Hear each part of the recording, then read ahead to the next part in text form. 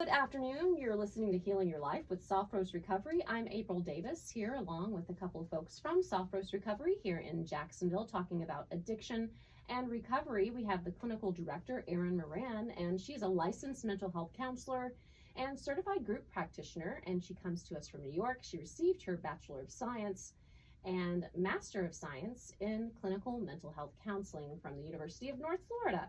And she began her career as a therapist working at the UNF Counseling Center, where her passion for group psychotherapy originated.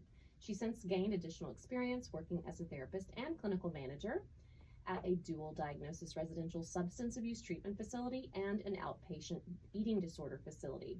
She actually opened her own part-time private practice in 2016 and sees adults and older adolescents actively seeking overall health and wellness in their lives. Erin has been fortunate to work with people from diverse backgrounds and experiencing a variety of concerns, including various forms of addiction, trauma, anxiety, depression, identity conflicts, histories of abuse, and relationship and family stress issues. Erin's therapy style incorporates client-centered interpersonal work, emotion-focused, and psychodynamic approaches, and she believes in treating the whole person. So that means she works towards healing the mind, body, and spirit. And I love talking about what folks do outside of work. So she says that she enjoys snuggling with her dog and cat, practicing yoga, and watching Marvel shows, movies, and taking trips to the mountains. Welcome, Erin. Thank you. Glad to be here again. I know. It's so nice to have you back. And Faith Ponti is here as well, a therapist, and it's also, you've been here several times now, so welcome back. And she's a registered mental health counselor intern. She received her 2 bachelor's degrees, one in sociology and one in psychology from the University of Tampa. She also has her master's in clinical mental health counseling from the University of North Florida. As a therapist, she worked in a variety of settings, including school-based counseling for adolescents, nonprofit counseling for the working uninsured, general outpatient mental health, and children and adults, and dual diagnosis, IOP, PHP. We've talked about that on the show, and we might get to it today. And in her work as a therapist, Faith leverages her authenticity to encourage her clients toward vulnerability and limitless self-compassion. She works to maintain a safe space for clients to experience growing pains, make mistakes, take accountability, and forgive themselves and others. And in that effort, Faith utilizes a combination of rational emotive behavior therapy, internal family systems techniques, mindfulness, and inner child work. Here we go. In your free time, Faith enjoys listening to podcasts, spending time with her family, going to the beach, and watching Bob's Burgers, which is always my favorite thing to say when Faith comes in. So welcome again. And today we're talking about, I would just like to give a background of who's here so that you know if you'd like to reach out and maybe it's specifically Faith you want to talk to, then you could do that if you call Soft Rose Recovery. So I'll give you the phone number right now. It's 904-439-4805. Again, 904-439-4805. And so we're talking with the therapist Faith Ponti and also the clinical director, Erin. And so we want to talk about how to take care of yourself when you or a loved one is struggling. So we'll start with Erin, and I know we wanted to get to exactly why self-care is so important. Yeah. So self-care has become kind of this buzzword that you hear a lot. You know, it's important to do self-care, but what exactly does that mean? Self-care can mean a lot of things, and we're going to get into that here in a minute. But I like to say the reason it's important is life is hard, and we all are struggling with taking care of ourselves, maybe making sure that our family, our friends, our coworkers, other people in our lives are also doing okay. So we have to figure out, what does that look like? What does prioritizing our mental health, our physical health, our emotional health look? Again, we're going to get into what that looks like. But I say, you know, it's been really hard navigating COVID. You know, we've been dealing with that for a few years. Sometimes it's just really hard balancing working, balancing finances, balancing paying bills, balancing planning for food for the day. And so self-care is a way of us pausing, slowing down, and connecting with restoration, connecting with health, connecting with just these various needs. And it's important because if we don't focus on that, we're gonna go down some negative path. I don't necessarily know what that negative path might look like. It doesn't always have to be substance use. The negative path could be I'm overly stressed. Could be I'm a little bit more reactive. You know, I'm more irritable with the people in my life.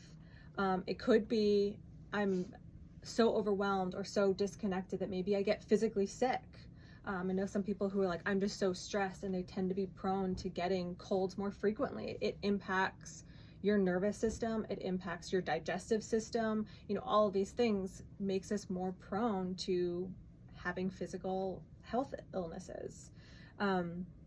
So self-care is a preventative measure.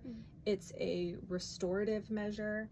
It's just health. It's an absolute necessity to slow down, to connect with what our needs are, and to make sure that we are investing in that. Right. And I think when we hear self-care, the automatic images that come to mind are, you know, going to the spa, getting a massage, getting a mani-pedi, and that's not a bad idea. And that can be part of it, right? Absolutely, it is part of it. I think if that's the only part of it, then maybe we're focused, and we'll talk again more about specific aspects of self-care, but I think if that's the only part of it, then maybe we're really engaging in physical self-care, and maybe we're not necessarily looking at emotional, spiritual, mental self-care, right? So yes, treat yourself. We love that, as long as it's within your budget and it makes sense and it's not, you know, ruining other aspects of your life. But I think, you know, another reason why all of the different aspects of self-care are so important is because lack of self-care does not happen in a vacuum. So if we're having difficulty taking care of ourselves, that doesn't only impact us, right? It's going to impact our kids. It's going to impact our loved ones. It's going to impact our coworkers. It's going to impact the people that we're working for.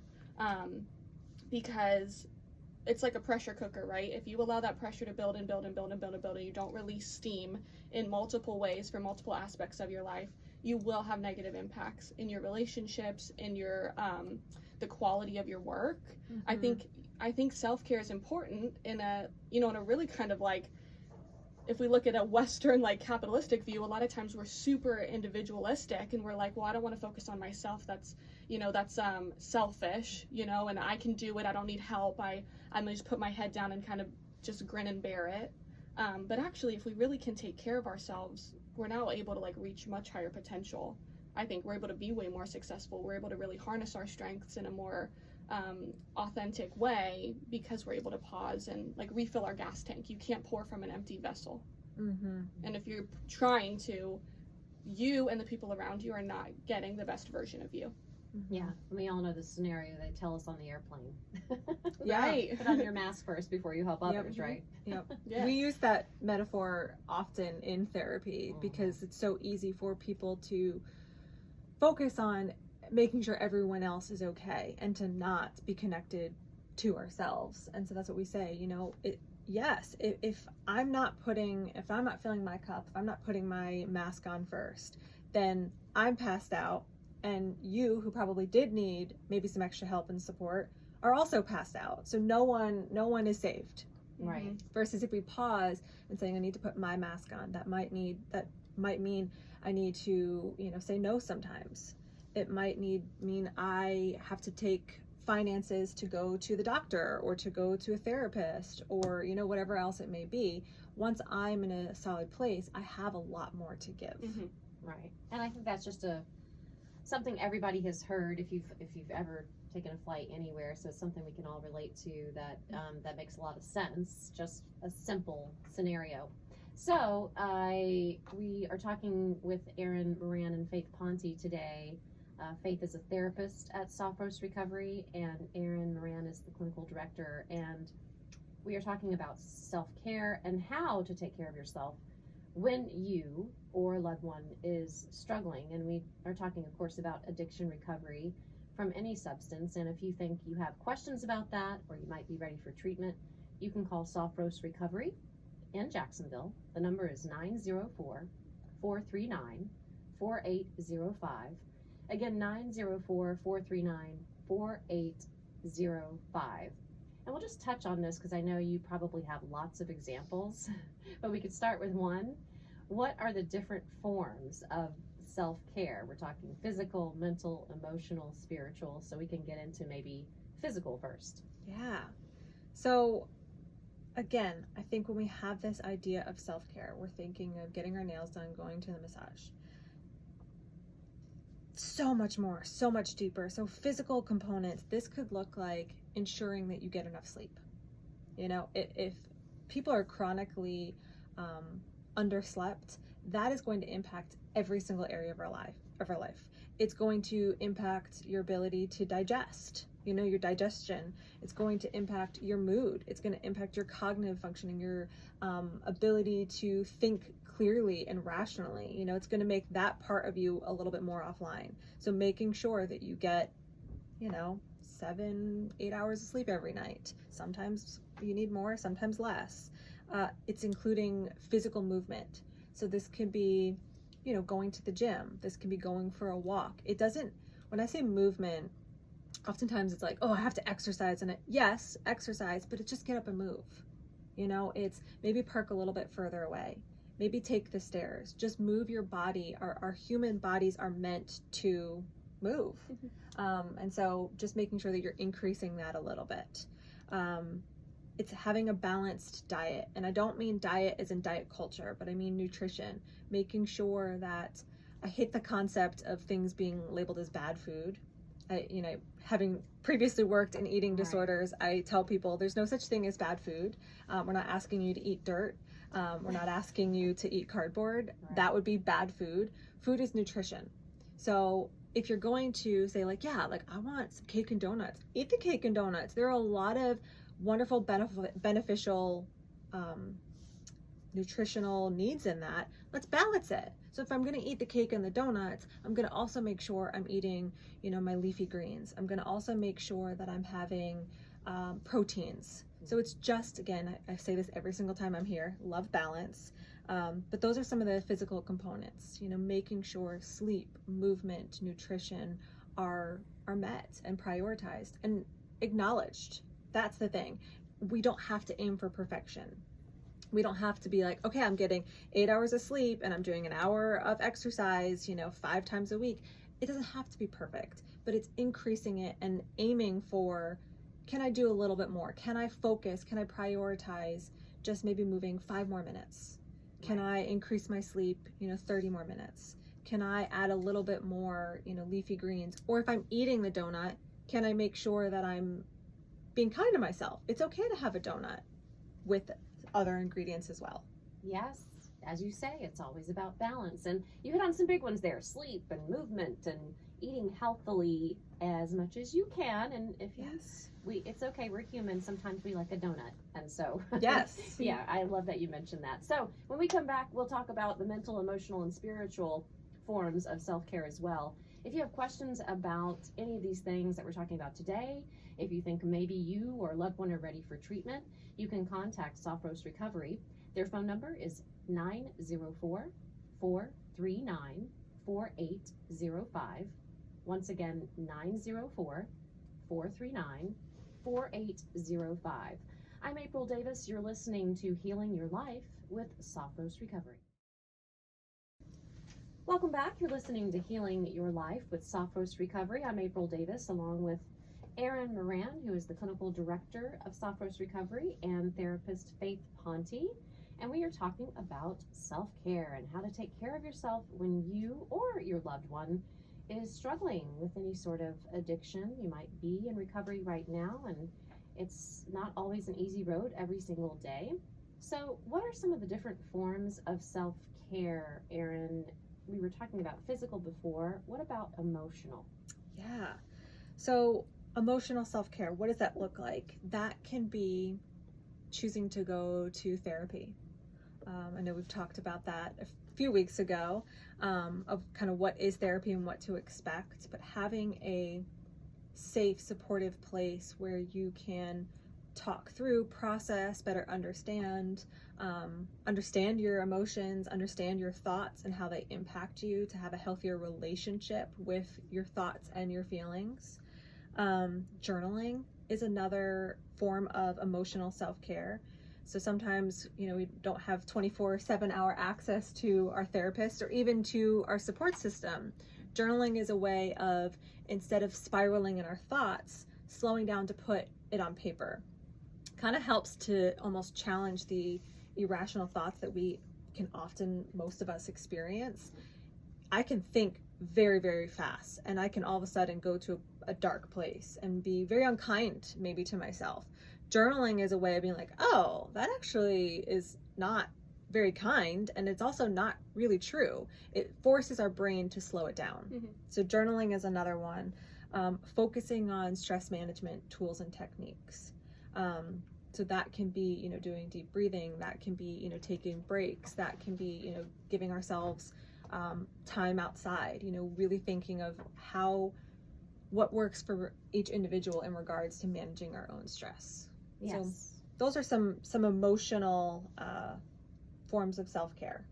Yes, we all need to manage our stress. We cannot avoid it if we are human beings. And I always, I've started using your phrase, Erin, humaning is hard. So hard. And so we don't get through this ride without some stress. So Faith, are there any sort of tips that you give folks for any sort of emotional self-care? I think that the biggest one that I talk about is when we think of emotions, I think sometimes we think of maybe hard emotions or unhealthy or bad emotions. Then we think of good emotions, like, oh, I'm feeling angry and I don't want to feel angry, or I'm feeling stressed and I don't want to feel stressed. I wish I could just feel happy. And then we say, well, what's your goal in life? Well, it's to feel happy. That's a lofty goal all the time, to feel happy. I think that my biggest tip for emotional self-care and for stress response is to make friends with your emotions. I think that can take therapy, that can take just meditation, it can take journaling, maybe find a good book on it. But recognizing that it's kind of like, I'm going to go in with a metaphor hard again.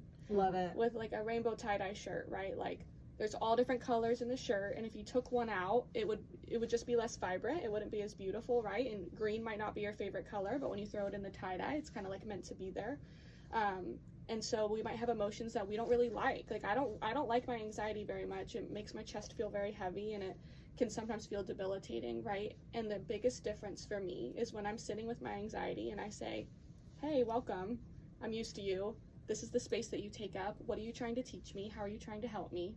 And I make room for it in my space. It tends to not want to stay forever. Mm-hmm. Versus when I don't let it into my space, it will bang on my door for hours and hours and hours, and I can't get rid of it, right? So treat every emotion like a visitor. Let it sit on your bench. Let it take its time. Make friends with it. It will not stay forever. Emotions are not permanent. Yeah. Emotions are not permanent. Seasons are not permanent. We let them come and go. That's a concept. It's not necessarily a tip. I think it takes a long time to learn how to do that. But even if you're listening right now and you're like, wow, I've never even considered making friends with my anger, genuinely imagine yourself sitting on a bench, and every emotion that comes, when that anger comes, when that frustration, when the guilt comes, when the shame comes, all the ones that you don't like, instead of trying to ignore them and pretend that they're not there, treat them with curiosity. What are you doing here? What are you trying to teach me? How are you trying to protect me? And recognize that it's not a permanent guest. I love that. You're like, I know you, anxiety. I've seen you before. Yeah, I mean, maybe they're not always our friends, our emotions, but we recognize them for sure. And I think all of these things we're talking about so far is also talking about slowing down a little bit and taking some time, right? Yes. Because I've been doing that. It's funny that you said, what is this here to teach me? I've been asking myself that a lot lately because I talked to you guys about having some physical pain lately, and that affects everything I do. So, I mean, is it about slowing down sometimes? Absolutely. Yes. We are, in this culture, in our society, we're doers. We are very much what's next. We measure goals by productivity, by checking the boxes. That's how it's from grade school. It's from childhood. It's what grades are we getting? What assignments have you completed? That continues on throughout life. However, that's just a part of being a human, is doing. We have to do. There are things that we have to check off our box. We're also beers. We are also needing to just pause. We're needing to just feel. We're needing to just connect. We're needing to take a breath. We're needing to look around and have appreciation and have gratitude, having a moment of restoration. So it's a combination of doing and being. Yes. That's And- the part yes. that we're wanting to emphasize, is learning how to be. Right. In case you didn't hear that, she meant a be-er, like as in B-E-E-R. You are being. Yeah, You are We just have to yes. be. Yeah. Be. Years. Yeah. So I love it. She always comes up with it's always the simple things that we remember that we can commit to memory. And also I love the visualization from Faith that she throws out there quite often. So I appreciate those scenarios. Also want to give out the number for Soft Roast Recovery because these ladies are here today to talk about addiction and recovery, and these are just some examples of how they help you through that process. Of course, it could be yourself, you're calling for yourself and you have some questions, or it could be for a loved one. The number is 904-439-4805. Again, for Soft Roast Recovery, 904-439-4805. You can give them a call. If you're ready for treatment, if you just have some questions, they are there for you. And they always stress to me every time whoever it is comes in here. I know Erin, Nick is very adamant about this. If it's not something that you can do at your facility, you're going to refer them somewhere. Yes. So call them, they'll figure it out, and they have great resources and great staff members. And their facility is fantastic. It's very calming, it's very wonderful, and they have very qualified people there, like Faith, to help you out. And we want to continue talking about the different forms of self-care, and we're talking about taking care of yourself so that you can make sure that you are doing what you need to do to stay in recovery, if that's what you're trying to do, or perhaps help other people around you. And so we're talking about the physical forms of self-care, emotional, and now we can move on to spiritual. Yeah. So spiritual self-care is going to look like a couple different things. We might initially think prayer or meditation. Absolutely, those are beautiful practices. Those are mindfulness practices. Those are slowing down practices. But it's also prioritizing and making sure that you have alone time. That we have time to recharge, that we have time to connect with ourselves. And I don't know if we noticed, but none of these are completely separate. It's like, okay, if I'm going to be having movement and physical, there's a spiritual component in that. There's a mindfulness component in that. Same thing with emotional. It's like, okay, if I'm focusing on having a different relationship with my emotions, I still have to be mindful. I still have to have these moments. So they're all interconnected to each other. The big thing, again, that you mentioned before is making sure that we do slow down, that we pause, so we can become more connected to ourselves as individuals, as well as we can be more connected to the people in our life. That's what self-care allows us to do. So again, spiritual can be different things. It's different practices for different people, whether it is going to religious or church community, but it also could be spending time in nature. So yeah. None of them are separate, that's for sure. Yeah, and thinking about, which is really big in recovery, like meditating on maybe what your purpose is, or what, like, why am I here? What's the point? If we have to have a reason to be here if we're going to have a reason to be sober. Yeah. And also maybe if you're trying to help somebody in your life that's struggling, taking a step back, zooming back, and thinking about your interconnectedness to all other people, your connection to that person, and what the big picture is, right? If we're trying to help somebody, it can kind of feel like we're in a rat race to get them where they need to be and kind of, like shepherd them into the right place. And it can be really hard to remind ourselves to pause and take a zoom back and recognize, like, what's the purpose? Like, what's the point of this? That can be very spiritual. Absolutely. Like, the purpose is kindness, is love, is support, is authenticity and honesty. And if you let those things guide you in your pursuit of trying to help somebody or in your pursuit of sobriety, versus fear, trying to fix, trying to change, trying to manipulate, day to day you might have to look at like individual things that you're trying to do, but big picture wise, like love, kindness, friendship, companionship, that is spirituality. I think having those kinds of moments for yourself is spiritual self-care as well. Well, you're speaking to, when you ask, like, yes, connecting to purpose. because that can also feel like, oh, I don't know what is Right, my purpose. Sounds big. Yeah. But to help it slow down is its value system. It's coming down to do a check of, what do I really value? Am I aligned? Are my actions, my thoughts, who I'm surrounding myself with, are they aligned with what I really do value? So that kind of helps us to figure out, well, okay, what's my purpose? Is I can figure out, what do I value? What are some things that are really, really important to me in life? And figuring that out is spiritual self-care. Yeah, I think. Absolutely. Yeah, I agree with that. I agree 100%. And it does sound big to figure out your purpose. But it can be as simple as saying, I'm here to serve others, I'm here to help, I'm here to bring joy. And think about, the times you have helped someone, brought them happiness, even small things, just made someone smile today. And it's good to just step back. And like you said, we all have stressful lives. And I was thinking about that because I don't have kids, but I think about parents all the time and how, they would have to absolutely be able to step away from maybe that family situation. And it sounds cuckoo a little bit for me, but I went on vacation and I did not take my dog for the first time in many, many years, probably 20 years that I've been without a dog on vacation, because I hurt my feet. I sprained my ankle, and I thought I was on the 5th floor of this hotel. And it was the most relaxing time I've had in a very long time, because I didn't have the responsibility of taking a dog out. Now, mind you, I understand children are completely different.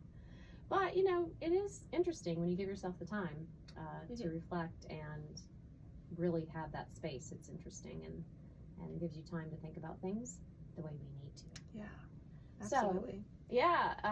So something to think about if you haven't taken time away for yourself in quite some time. It's something to do even if you're not struggling with recovery or addiction, but just for your own health. But we are here talking to Erin, Moran, and Faith Ponti with Soft Roast Recovery.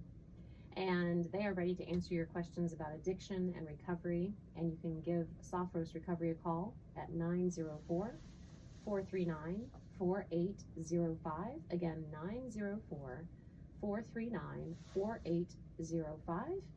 We'll be right back to talk about what self-compassion means when we're talking about addiction recovery and how that works into things like positive self-talk. You're listening to Healing Your Life with Soft Roast Recovery. Welcome back to Healing Your Life with Soft Roast Recovery. We're here with the Clinical Director of Soft Roast Recovery, Erin Moran, and therapist Faith Ponti. And we are talking about how to take care of yourself when you or a loved one might be struggling with recovery, with addiction. And we've been talking about different forms of self-care. And now we want to talk about, what does self-compassion actually mean? And I know Faith had some thoughts on this. So, I think that self-compassion means it's a definition of your relationship with yourself, right? I think self-compassion is the way that you end up having a dialogue with yourself throughout the day. So we've been talking about self-care, which are kind of actions that we're putting into place to soften our lives or to soften our experience of life. Self-compassion, I think, is what comes with that, in terms of how we speak to ourselves about our own shortcomings, our own mistakes, our own flaws, which are never going to go away, right? The past is never going to go away. The fact that you will continue to make mistakes for the rest of your life until you die is never going to go away. The fact that you're going to miss things, that you're going to be thoughtless sometimes, that you're going to make a mistake at work, that you're going to hurt people that you love, that's always going to happen.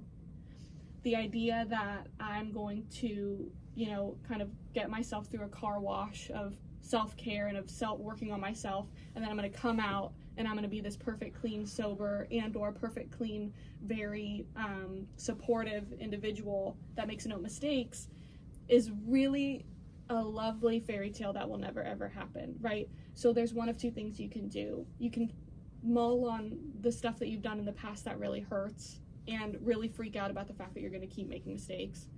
Or you can take a pause, like we've been talking about, and recognize that being a human is incredibly difficult, it's incredibly complex, and I'm going to accept my humanness and move forward with as much grace and gentleness with myself as I can.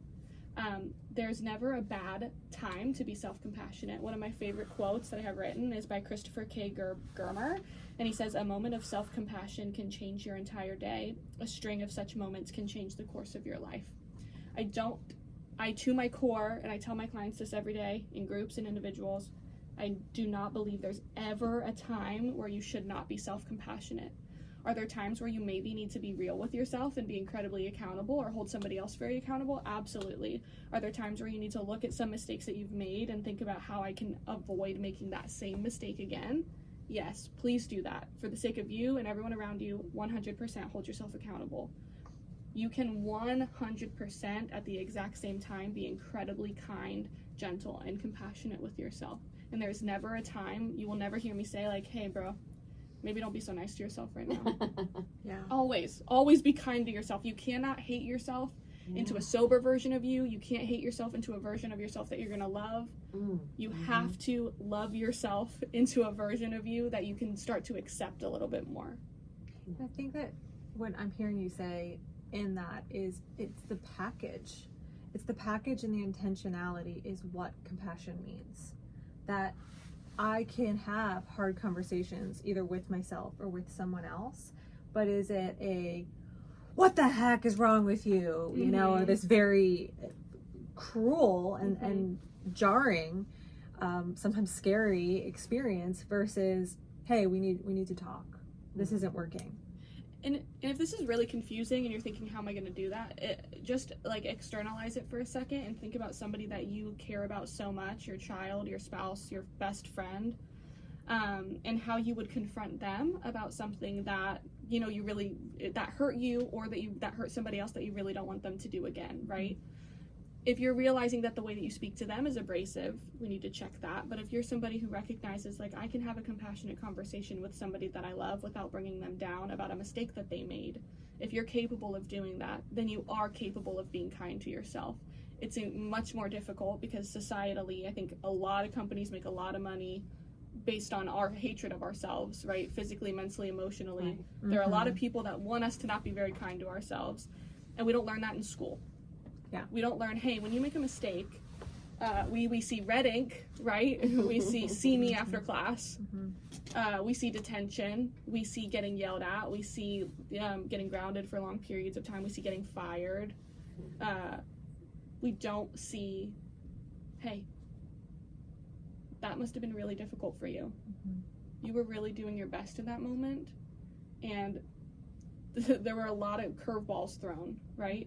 You stumbled through some really, really hard things, and you made it out alive. You got cuts and bruises, and some other people got cuts and bruises too. You did as best as you could in the moment with the information that you had. You now have more information, so you have a little bit more of a roadmap, but you did your absolute best, and I'm very proud of you, and I'm really excited to see what you keep doing in the future, right? Like, that's what we want to say to a loved one. We can say that to ourselves. And the more you get into the practice of doing that, your life will change. Your life will change. The trajectory of your life, the emotions that you experience, the pain that you feel, the way that you hurt others, the way that you are so hard on yourself will completely shift and change. And life will just seem a little bit, I don't want to say easier, but like a little bit more graceful, a little bit more gentle. And things just won't jar you as much because you have somebody on your team, and that's you. And of course, we learn how to communicate from others, generally our family, whoever we grew up with. So I think sometimes we think that's just how people talk to each other. I talk to myself. Our self-talk comes from, you know, that kind of communication with your family and loved ones. And you think, oh, well, this is just how I function. I just, you know, I'm really tough on myself. But I hear what you're saying. To me, it sounds, you know, I'm hearing, in order for me to be healthy, to recover from addiction in this case, I need to feel like I deserve it. I deserve to be loved. I deserve to be kind to myself. And I would imagine, you know, that comes up in your office about, well, why do you want to recover? I would think you have to love yourself in order. That would be one of the first steps. I think you have to, loving ourselves is a process and takes time, and that can feel incredibly hard, especially for those of us either who have trauma or really don't know what that looks like or means. And so maybe it's starting with, okay, maybe I don't have to love myself yet, but maybe I can not hate myself. Maybe we can start there. That's a good start for sure. Yeah. Wow, this is a great discussion. You guys always, I need a Faith in my pocket so I can have all her good self-talk, you know? I mean, that was just so healing, I gotta say. So, we're talking about healing your life with Soft Rose Recovery, and you can give them a call if you just need Faith to give you a pep talk, and or if you just have questions, because they can help you and guide you wherever you need to be. They do great work at Soft Rose. Their number is 904-439-4805. That number again is 904-439-4805. And we're talking today about how do you take care of yourself when your loved one is struggling with addiction. And so what is the difference between self-care and complacency? I want to jump in really quickly because I think this, and I want you to speak more to it, Faith, but I think sometimes we hear, okay, loving yourself and making sure that you're kind to yourself as like this flowery thing. You know, it's like, oh, well, that sounds like a bunch of lovey-dovey, flowery stuff. And yes, but no, you know, it's the part of, we don't want to feel small. We don't want to feel backed into a corner. We don't want to feel shamed or emotionally kicked, either from ourselves or from other people.